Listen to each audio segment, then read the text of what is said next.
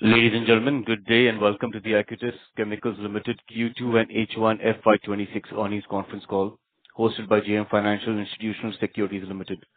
As a reminder, all participant lines will be in the listen-only mode, and there'll be an opportunity for you to ask questions after the presentation concludes. Should you need assistance during the conference call, please signal an operator by pressing star and then zero on your touch-tone phone. Please note that this conference is being recorded. I now hand the conference over to Krishnan Parwani from JM Financial Institution Limited. Thank you, and over to you, sir. Good afternoon, everyone, and thank you for joining us on Acutaas Chemicals Q2 and H1 FY26 earnings conference call. Today, we have with us Acutaas Chemicals Management, represented by Mr. Naresh Patel, Chairman and Managing Director, Mr. Abhishek Patel, Vice President Strategy, and Mr. Bhavin Shah, Chief Financial Officer. I would now like to invite Mr. Bhavin Shah to initiate the proceedings. Over to you, sir. Thank you. Thank you, Krishan. Good afternoon, everyone. Happy Diwali to you all. We are pleased to welcome you all to our earnings conference call to discuss Q2 FY26 financials. Please note that a copy of our disclosure is available on the investor section of our website as well as on the stock exchanges. Please do note that anything said on this call which reflects our outlook towards the future or which could be construed as forward-looking statement must be reviewed in conjunction with the risk that the company faces. The conference call is being recorded and the transcript along with audio of the same will be made available on the website of the company and exchanges. Please also note that the audio of the conference call is the copyright material of Acutaas Chemicals and cannot be copied, rebroadcasted, or attributed in press or media without specific and written consent of the company. Now, I would like to hand over the floor to our CMD, Mr. Naresh Patel, for his opening statement. Over to you, sir. Thank you, Bhavin. Good afternoon, everyone. I hope you are all doing well. Wishing you and your families a very happy Diwali. May this festival season bring happiness, health, and prosperity to all of you. The global geopolitical and economic landscape continues to remain uncertain. However, our focus has consistently been on building a long-term sustainable business rather than chasing short-term opportunities. And that disciplined approach is now beginning to yield tangible results. Over the last couple of years, despite facing a few challenging phases, we have remained committed to strengthening our partnerships with multiple global clients. We have continued to grow our existing business steadily while simultaneously laying the foundation for new businesses, verticals that will power our growth in the coming years. In our battery chemical business, we have successfully secured multiple customers across diverse geographies. Production is expected to commence in Q4 FY26 once our ongoing capex is completed. We are confident this segment will emerge as a key growth driver going forward. For semiconductor chemicals, our engagement with new customers in Korea, Japan, and Taiwan through Baba Fine Chemicals continues to progress for newer products. While there are some products which will start in the near term, they are small in size, and we anticipate that it will take some time before we see meaningful contributions.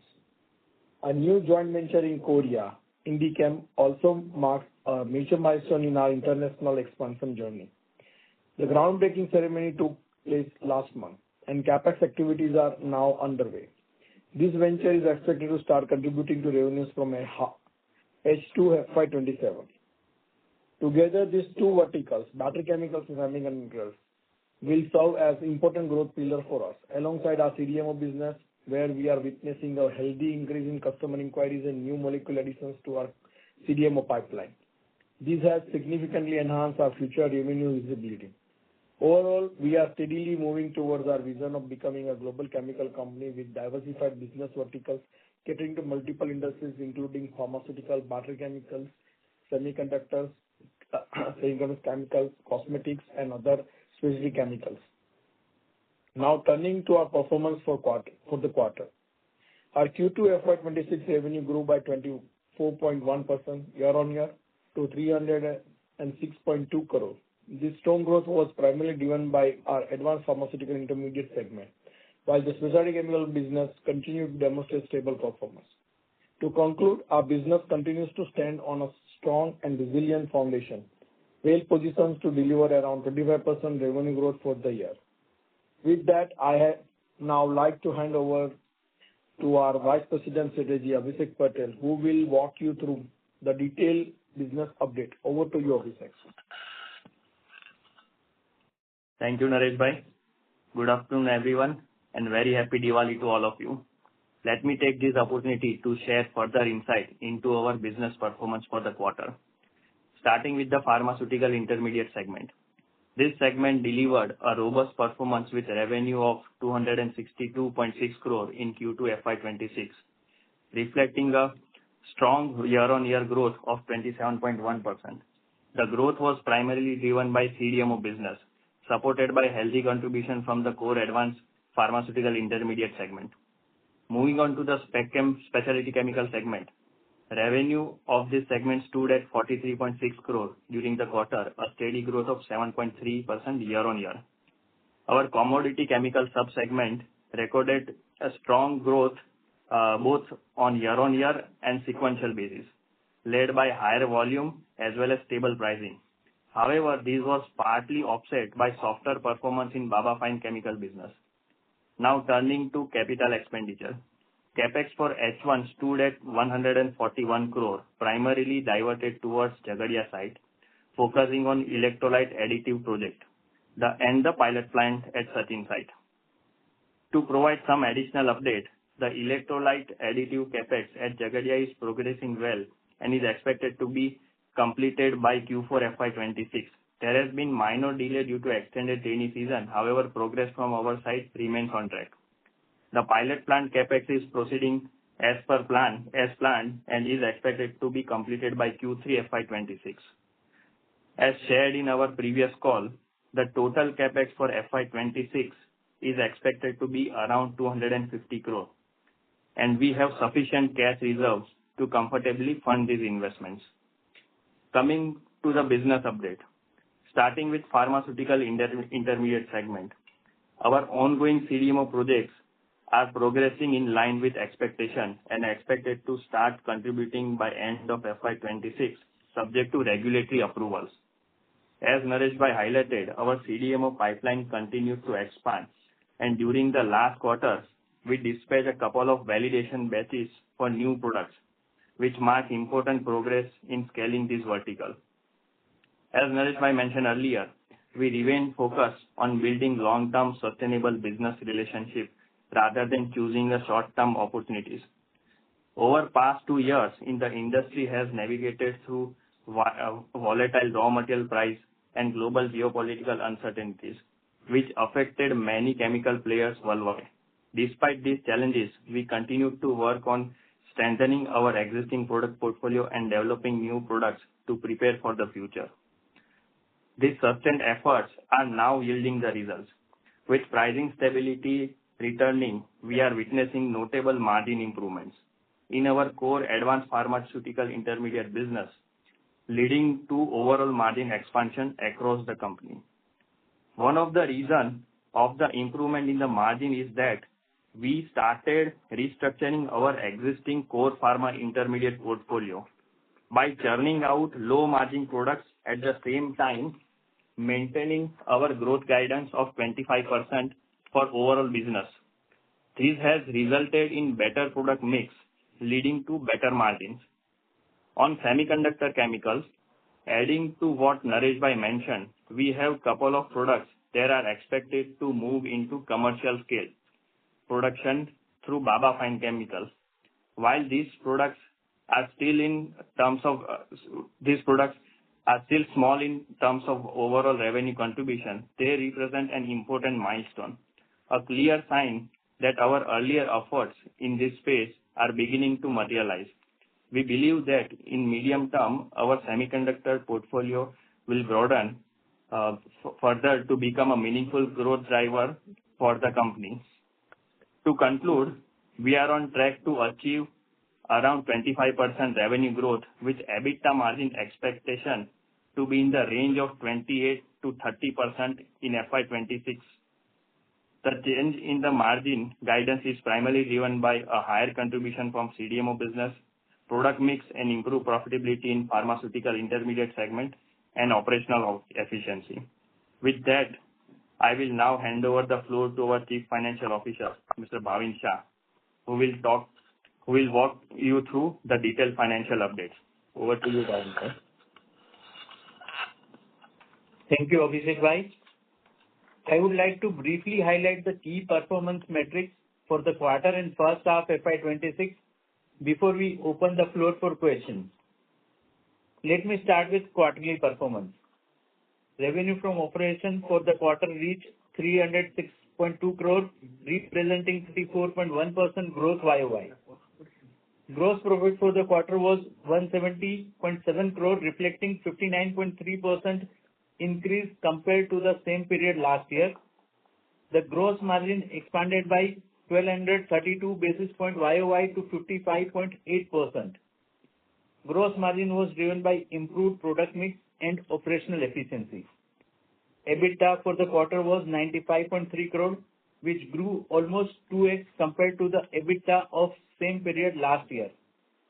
EBITDA margins were at 31.1%, up 1130 basis points YOY. EBITDA margin was driven by expansion in gross margin as well as operating leverage.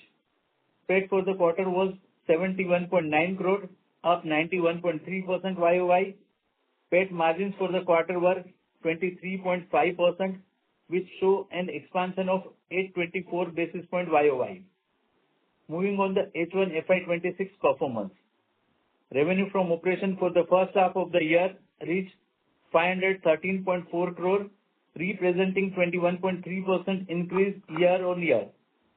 EBITDA for the H1 FY26 was 146.2 crore, up 86.4% YOY. PAT for H1 FY26 was at 115.9 crore, which more than doubled compared to the same period last year. Moving on to the balance sheet item. Net cash and cash equivalent were at 240.6 crore as on 30th September 2025. Our working capital for the quarter improved to 100 days, which is 28 days improvement compared to Q1 FY26. This is mainly on account of improved inventory days as well as debtor days. For the full year, we believe working capital would be around anything between 95 to 105 days. Improved working capital with robust business performance led to strong generation of cash from operation of 136.5 crore during H1 FY26. With that, I request moderator to open the floor for questions. Thank you. Thank you very much. We will now begin the question and answer session. Anyone who wishes to ask a question may press star and one on your touchtone telephone. If you wish to remove yourself from the question queue, you may press star and two. Participants are requested to use handsets while asking a question. Ladies and gentlemen, we'll wait for a moment while the question queue assembles.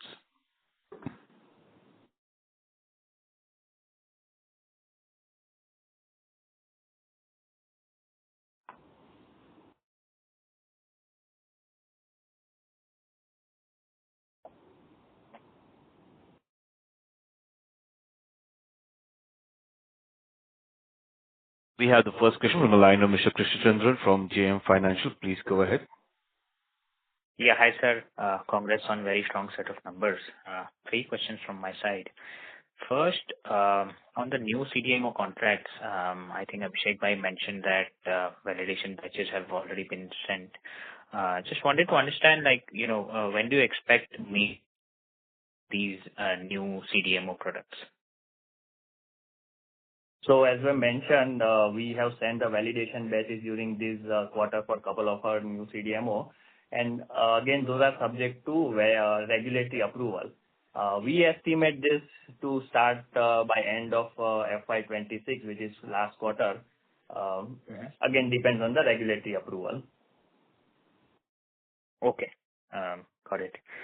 Secondly, on the margin, given you have revised your EBITDA margin estimate for the FY26 to 28-30%, so do you see this closer to 30% kind of an EBITDA margin as a sustainable for the coming years? Yes, we feel so. That's the reason we first revise our margin guidance for FY26 between 28 to 30%. And as I mentioned, this margin again is the function of the product mix. And we have slowly started redefining our product portfolio in such a way that we churn out some of the low margin products and focus on something which is more sustainable and with a sustainable revenue growth. And so this is how we are structuring our whole business so that it will again have a sustainable growth of 25% with a good margin improvement. That will I think will result into a better margin for next coming years also. Understood. And lastly, on the new business segments such as electrolyte additives or semiconductor JV. So all these are expected to contribute meaningfully in FY27. Is that understand correct? First, electrolyte additive segment. We have now full visibility for all the capex plan, which is expected to get completed by Q4 FY26. Once that plan gets commissioned, because we have full visibility for the product, it will immediately start contributing. Maybe not much in the Q4 FY26, but full year for the FY27. Now for the second vertical, which is for the JV in South Korea, we are expecting this to get completed in next calendar year by and H2 FY27 should be the time when it should start the commercial production. Understood. And despite this new product addition, your margin guidance stays around 28-30%, right? Yes. Yes. Okay. That's great to hear. Congratulations once again, and I wish you a very happy Diwali, sir. Thank you. Thanks. Thank you. We have the next question on the line of Abhijit Akela from KIE. Please go ahead. Good afternoon. Thank you so much for taking my questions.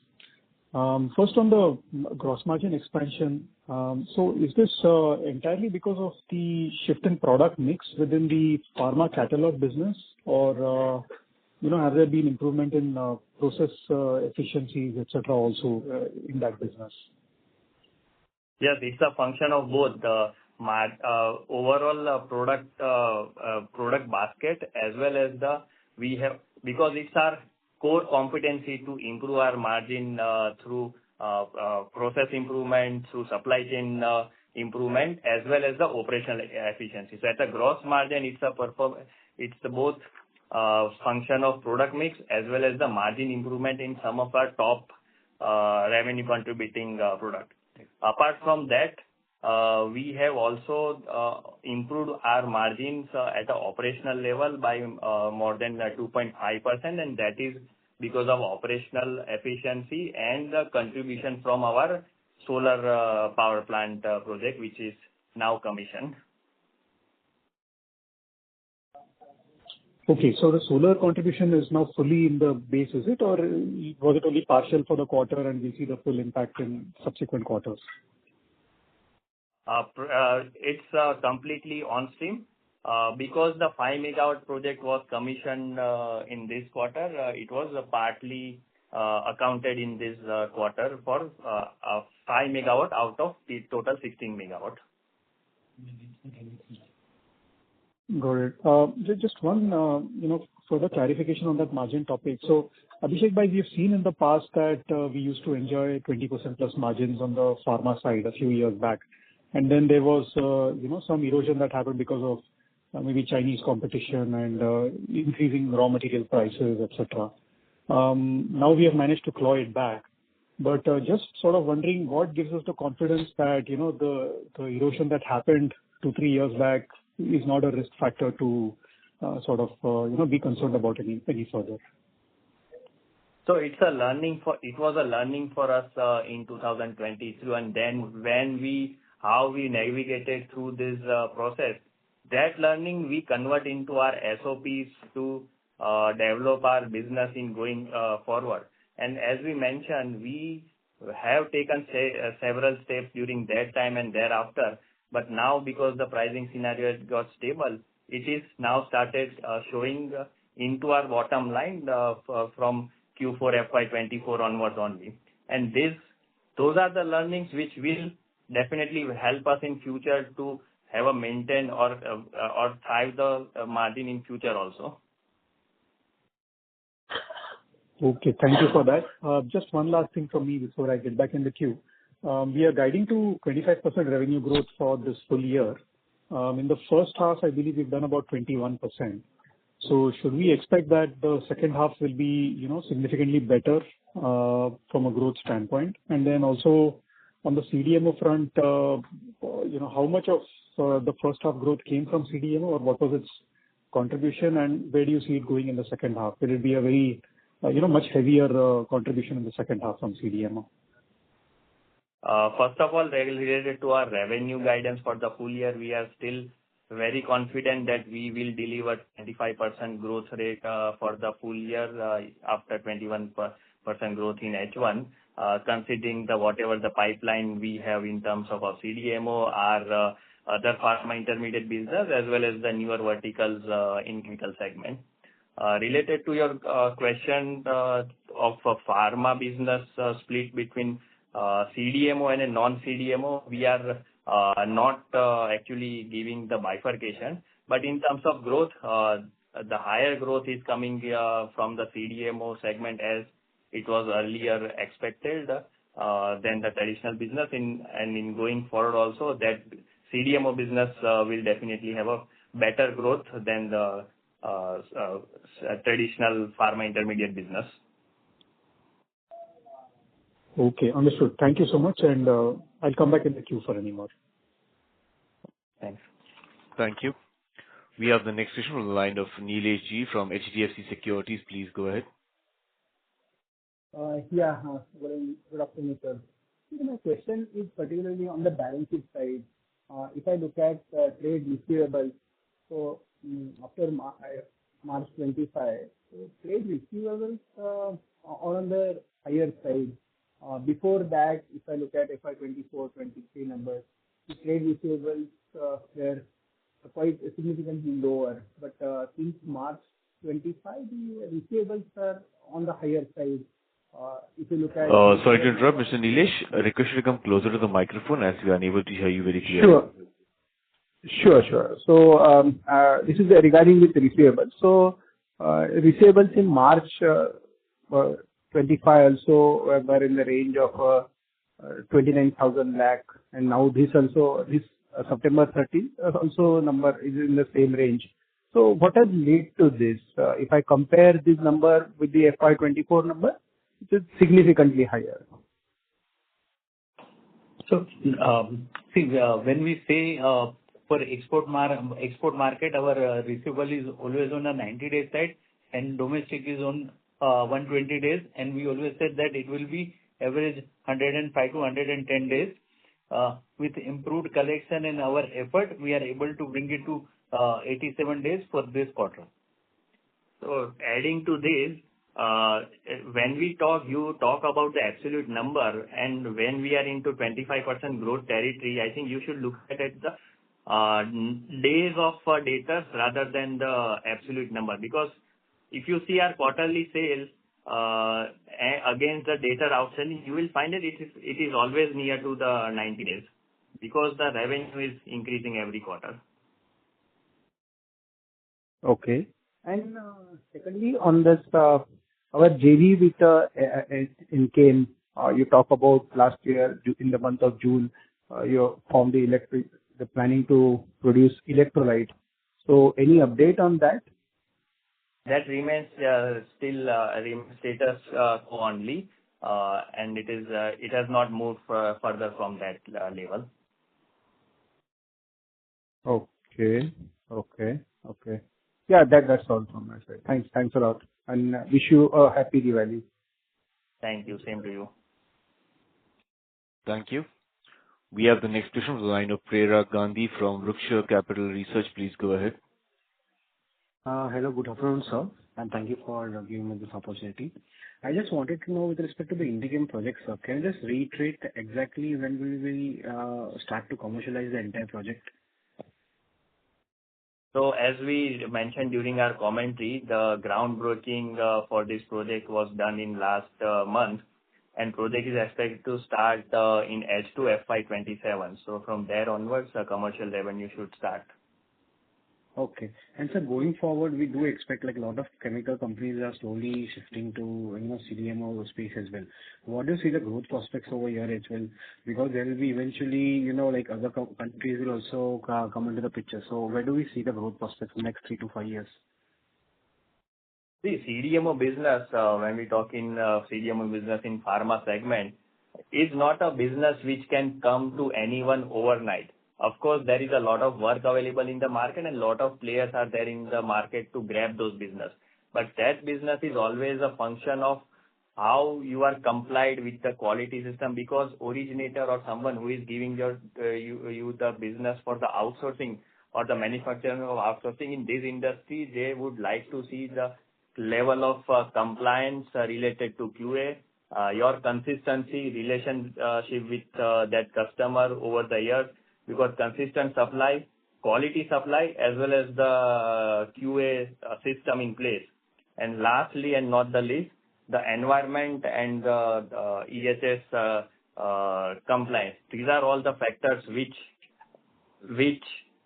contribute or which gives us the confidence that we are one of the very good players to secure that business. And I would like to share one more insight, that we now are platinum certified, EcoVadis platinum certified company, which is only 1% of the companies over the world are into this territory. So this gives us the confidence that because of this, we are able to sustain the market, in fact, get a good share of this business in the market.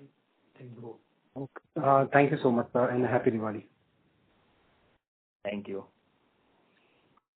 Thank you. We have the next question from the line of Ajay from Niveshaay. Please go ahead. Congratulations on a great set of numbers. Sir, my question is one on the electrolyte side and another on semiconductor. So I'd like to take the semiconductor. So given our JV with JN Materials to produce advanced photoacid generators, for semiconductor photolithography process. Sorry to interrupt, sir, but your audio is not very clear. If you come closer to the microphone. Is it better now? Yes, this is much better, yes.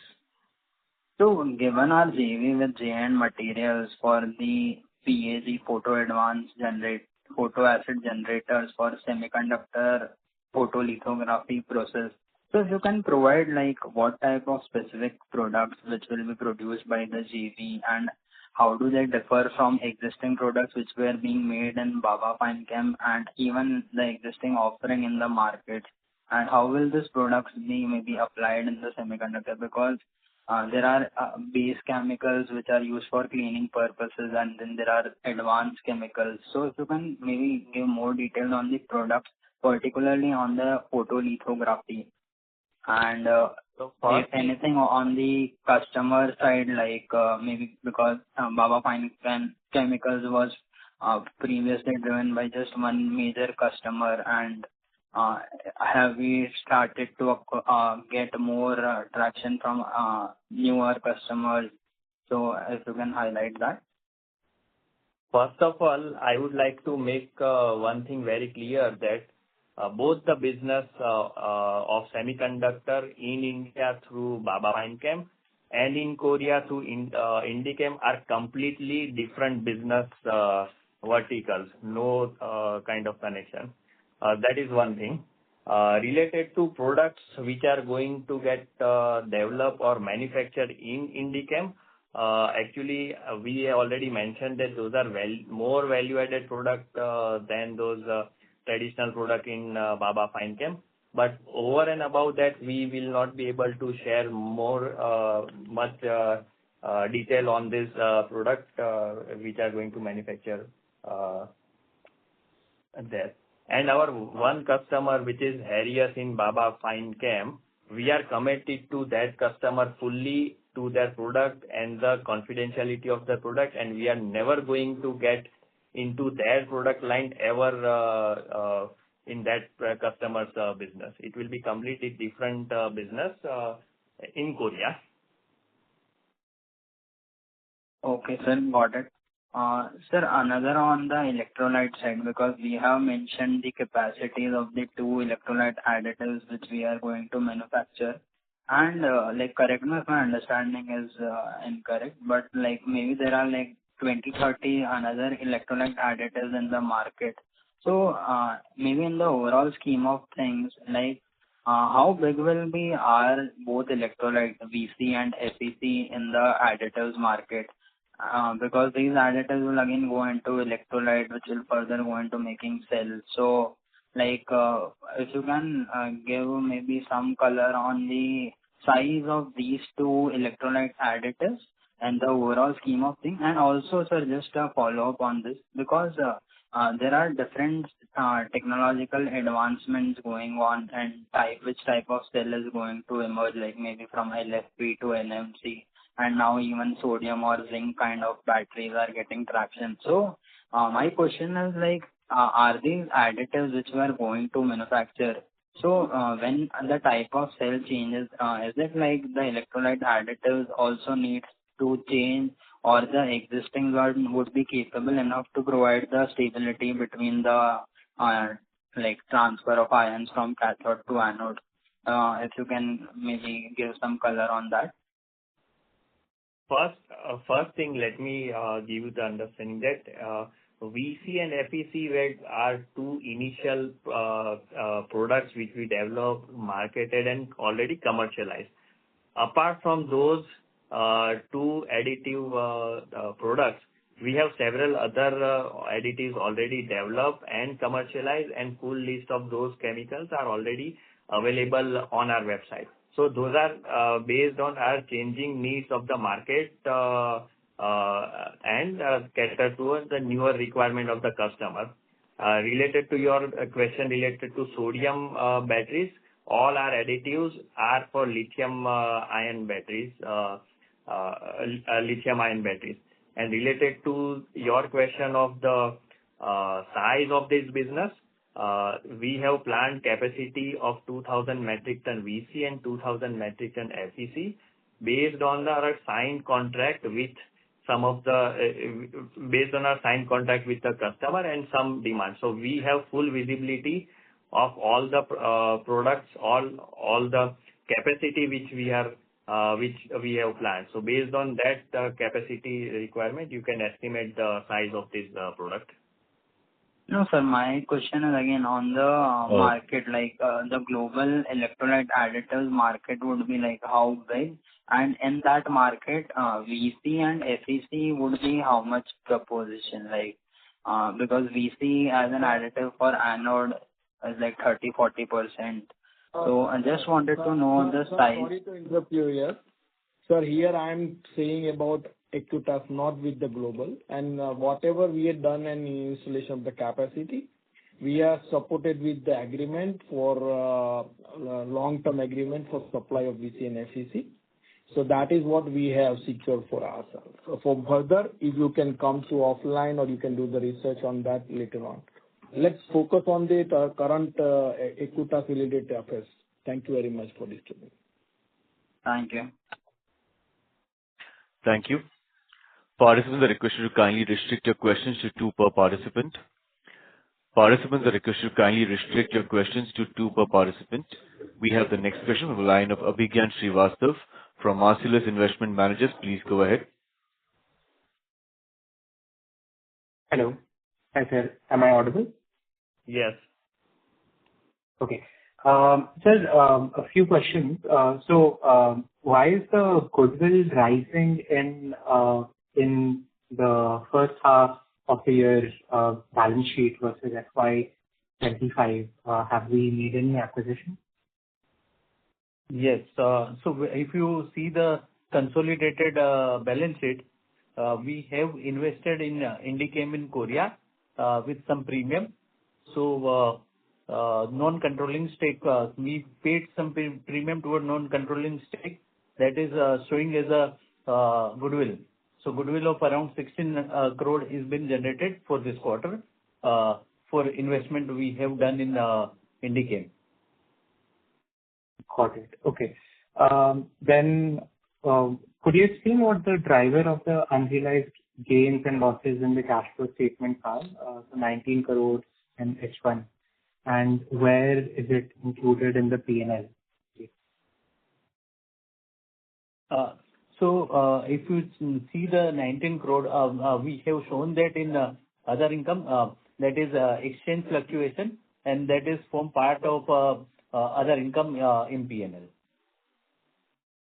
Got it. And lastly, could you please explain the incidental charges that are paid towards investment, which are shown in the cash flow statement? So do these pertain to the financial investments or fixed assets? This is towards incidental charges we have incurred and bank charges and other things towards the investment for Indichem. Got it. Thank you, sir. Thank you. Congratulations on the good set of numbers. Thanks. Thank you. We have the next question on the line of Rohit Nagraj from B&K Securities. Please go ahead. Thanks for the opportunity and congratulations for a very strong set of numbers, and Shubha Deepavali to the entire team and their families. First question is on the CapEx front. This year we have spelled out 250 crores. What is the number for FY 2026? And out of this 250 crores, how much is the growth CapEx and how much is maintenance?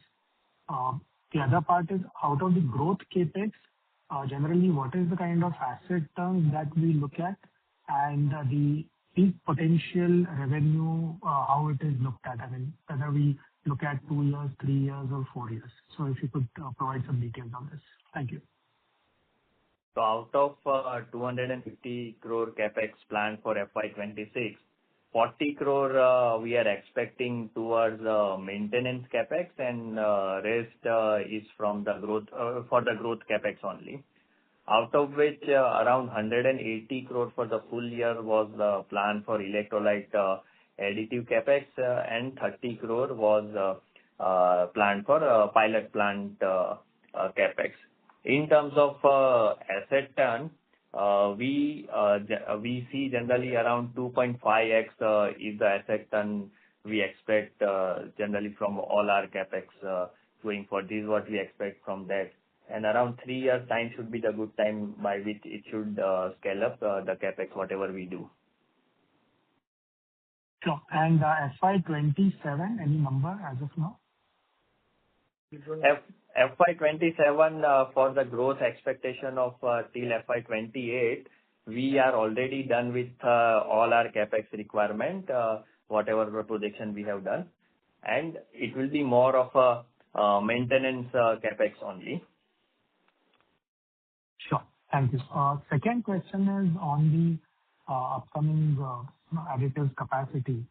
Once the capacity is commercialized, what will be the time taken to validate the products? Or since these are already being validated, we do not have to wait for the same?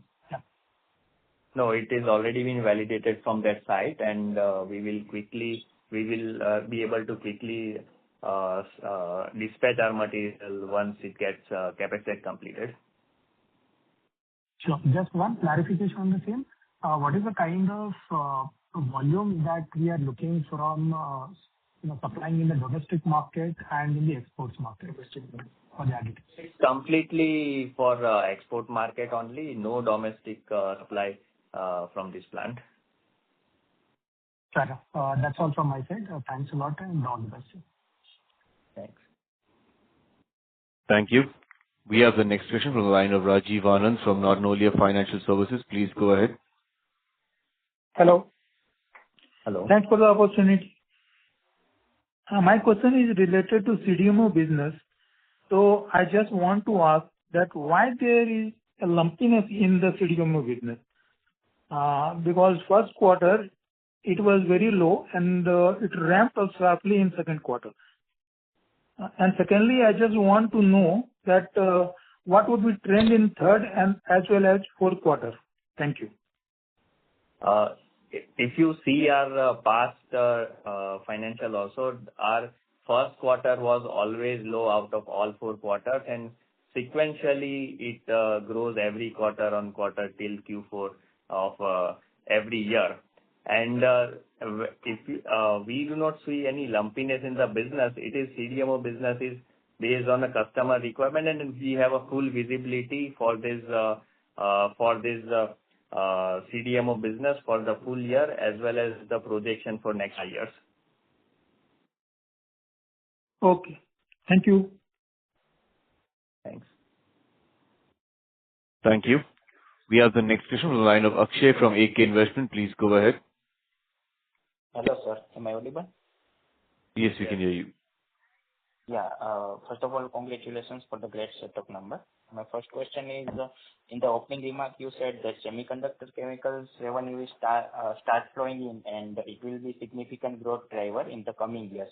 So what percentage of revenue might be there from the semiconductor segment over the next 2-3 years? No, that we are actually not disclosing anywhere for the future businesses. Okay. Fair enough. And specialty chemical segment just grown by 7% year-on-year in first half. In quarter 2. So can we expect higher year-on-year growth in half 2 of FY26? So we are guiding that these are traditional spec chem business will remain in the territory of around 10 to 15% as a growth for the business, and we feel that it will remain in that territory only by the end of this financial year. Okay. And lastly, sir, on the US tariff impact, so what percentage of revenue is coming from US, and are there any impact of US tariff in that? In US market, we have very minimal direct sale in the US market, which is even less than 1%. So we do not see any direct impact in our business from US market. Okay, sir. Thank you so much, and happy Diwali to you, sir. Thanks. Thank you. We have the next question on the line of Shreya Bantia from Oaklane Capital Management. Please go ahead. Yeah, thank you for the opportunity. I just wanted to ask one question. So you said that you have the full visibility for the segment. So without disclosing any details, are there any domestic battery manufacturers who have committed to this contract? I think I missed your voice in between, but what I understand is you are asking about our electrolyte additive segment visibility. So for this, do we have any visibility from the domestic battery manufacturer? So let me just give you the background. This plant, what we have set up for 2,000 metric ton VC and FEC, that is based on the customer requirement, which is export customer. So we have not planned any capacity for domestic market catering. Okay, understood. Thanks for clarifying. Thanks. Thank you. Thank you. We have the next question from the line of Karan Gupta from ACMIIL. Please go ahead.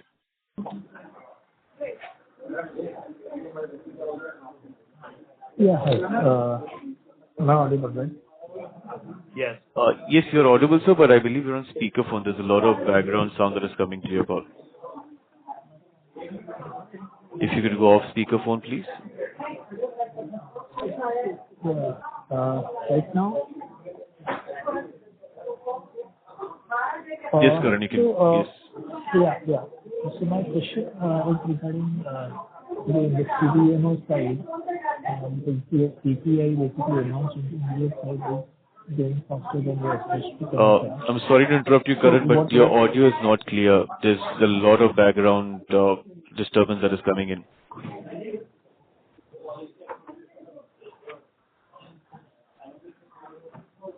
If you could move to a place with less commotion, that would help.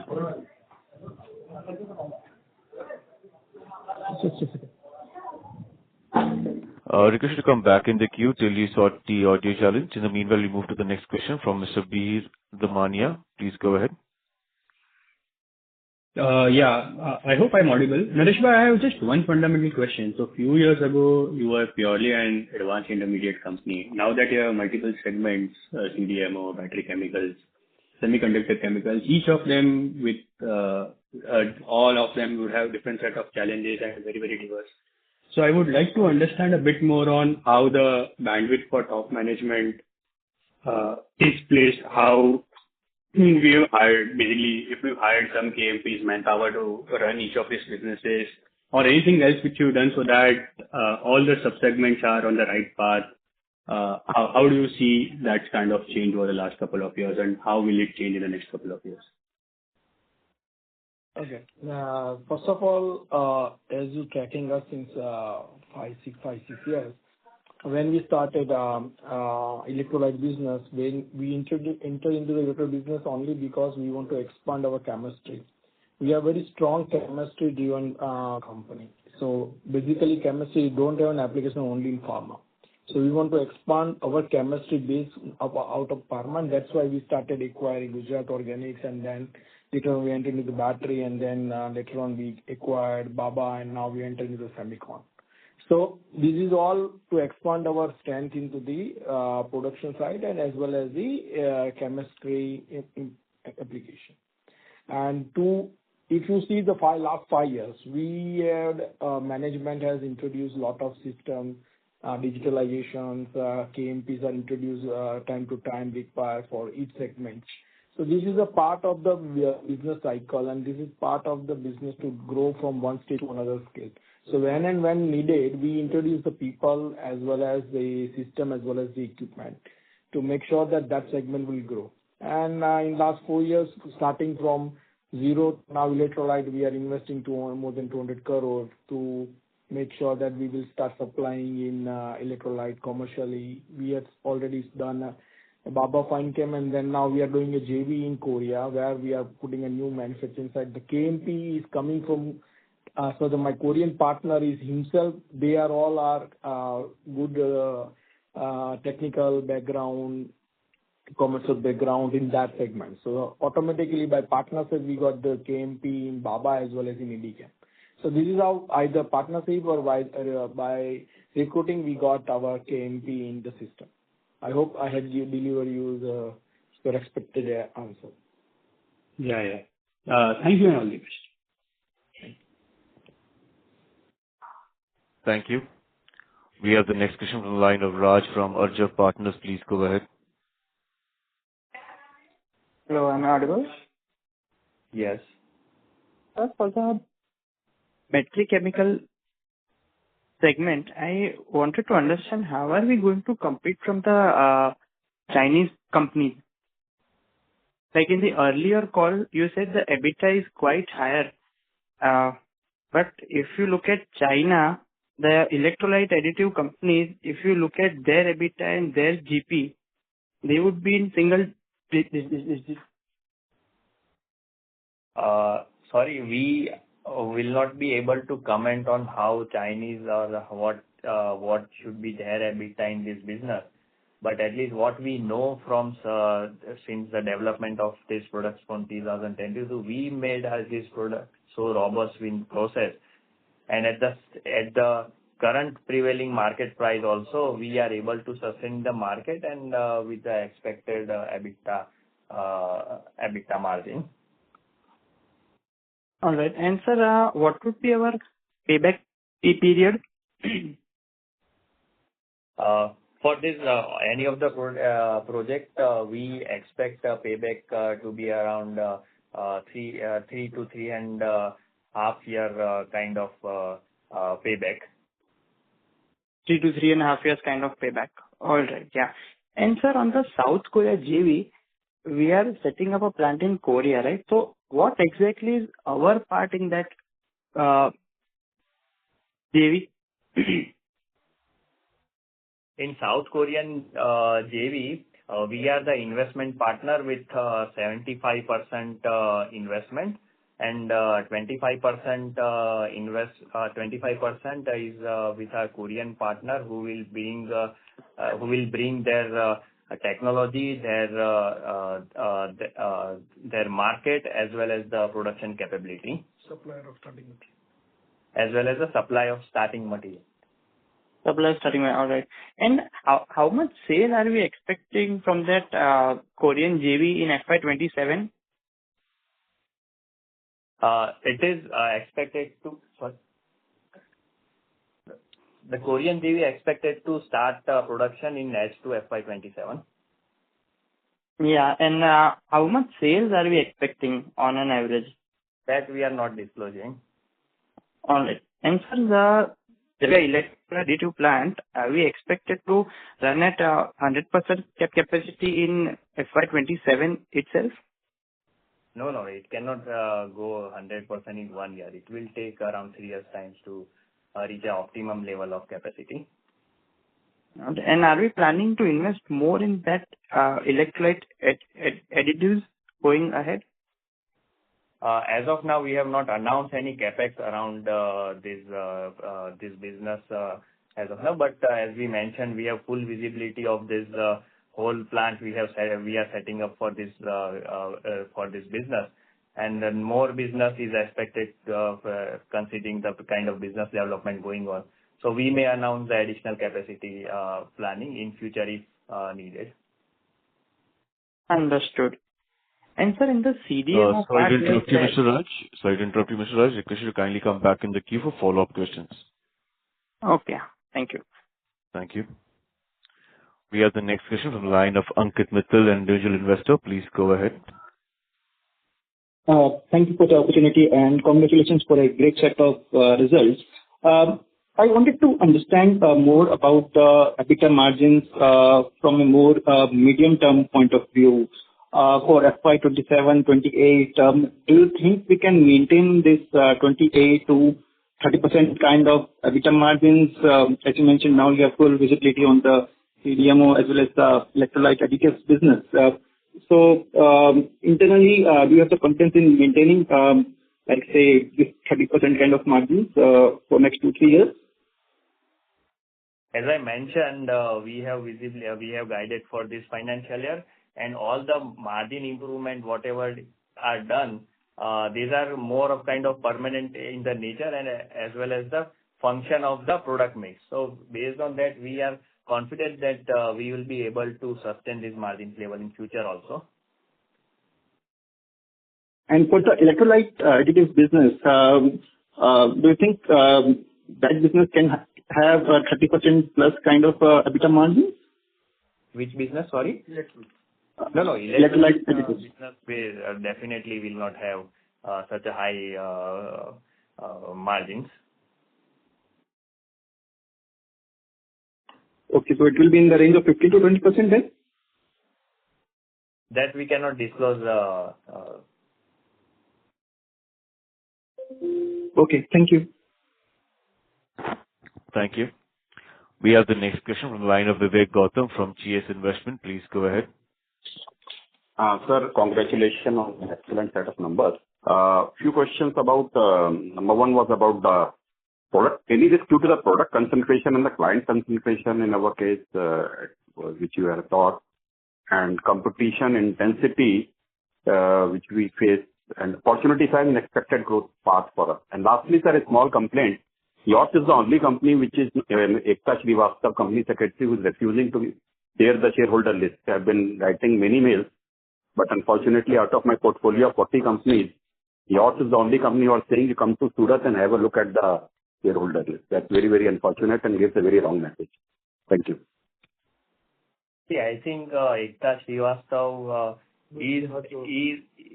has to be abide by all the rules and regulation, and she's, I think, working within the purview or the boundary of the legal framework only. So maybe it was because of her those. Yeah, agreed, sir. But point is, out of one company out of 40, 50 companies, a small request, a small complaint only, because everyone else is sharing, then why is our company so hesitant to share it, sir? We are doing very good. We are having long-term point of view. We have seen the progress you have made. No harm in sharing this information also, sir. Actually, I am not aware of what was conversion going on, but at least I can assure you that whatever possible is there within the legal framework or framework. No, it's all legal, sir. 99 companies are sharing it on the mail. Ours is the only company which is sort of asking us to come to Surat and do it, sir. Very strange. Anyway, sir, that's your prerogative and your right, sir. If you want to share the information with your shareholders, well and good. Otherwise, we can't do anything. Anyway, second thing, sir, about the other of the questions which were asked, sir, concentration risk, product risk, and opportunity size and expected growth rate, sir.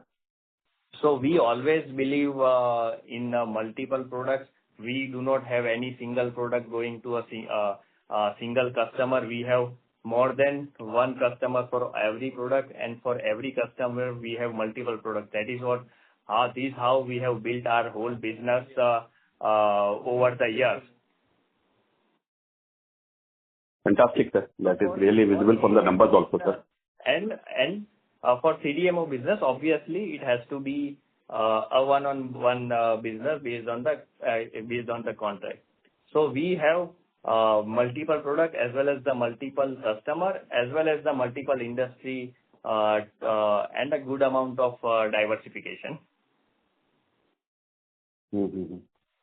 And sir, what are our differentiators? What's the competition and which is helping us out, sir? And you started out as two chemical engineers and have really evolved over the place, sir. And it's really great progress we have seen. And we are very satisfied and happy and want to keep up with the good work. But just you can highlight for the benefit of your investor the differentiators which we have and which can withstand that is from the China and other places also, sir. So as you know, for most of our top product, we have we have more than 50 to 80% kind of market share as against any of the customers. That is how it shows our track record that we have been competing the market for a long time. And last word about the opportunity side. Sorry to interrupt you, Mr. Gautam. Request you to come back in the queue for follow-up questions. Okay, thank you. Thank you. We have the next question from the line of Tejas Arjun Sonavne from Asian Market Securities. Please go ahead. Yeah, good afternoon. Thank you so much for the opportunity. I have just one question. Last quarter, we had indicated about commissioning of a third block at Ankleshwar site. Just wanted to understand how has been the capacity ramp up for block 3 and whether this has also contributed significantly to the margin expansion we have seen during this quarter. That's it from my side. Thank you. So all the capex at Unit 2 Ankleshwar is been completed with the commissioning of last block. But the capacity utilization will take its own time, and in next 2 years, it should reach to an optimum level.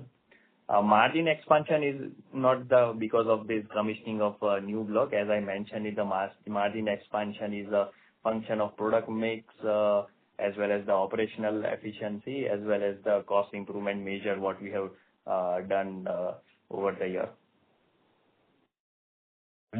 Okay, understood. So I believe that the block 3 is largely towards our dedicated contract. So, just wanted to understand, since our commissioning in Q1, how has been the overall, performance of this block 3 in our quarter 2 numbers? Sorry, I didn't get you. Block 3 is for our dedicated contract, and which is being commissioned last year, last quarter of FY24. From since then onwards, this block is operational and catering to all the customer, whatever the customer requirement is there. And that is sufficient to the projected customer's requirement. Okay, understood. Yeah, thank you so much. Thank you. We have the next question from the line of Nilesh G from HDFC Securities. Please go ahead. Yeah, hi. Thanks for the opportunity. My question is on specialty chemicals. So, what is the capacity utilization of our specialty chemicals block in Jagadia? 52%. Okay. And then what kind of growth you envisage over, let's say, 2-3 years, or the utilization to take to, let's say, optimum level? So at Because since last, I mean, 2-3 years, it has been around 40 to 50%. So in this business, we are expecting growth in between 10 to 15% only going forward also. Okay. And secondly, on this block C of our CDMO plant, so what kind of a capacity utilization currently? It's 38% at Unit 2. 38% in last quarter, right? Yes. And what it was in FY25 on an average utilization? Actually, I'm not top of this number. I can get back to you on this. Yeah, sure. Thanks a lot. That's all from my side. Thanks. Thank you. Ladies and gentlemen, that was the last question. I would now hand the conference over to the management for closing comments. Thank you to the JM Financial team for hosting our conference call. We appreciate everyone's questions and hope we have addressed most of your queries. If we missed any of your questions, please reach out to our investor relations team and we will get back to you promptly. Once again, thank you very much and wishing you happy Diwali and happy New Year to you all. Thank you. Thank you. On behalf of JM Financial Institutional Securities Limited, that concludes this conference. Thank you all for joining us, and you may now disconnect your lines.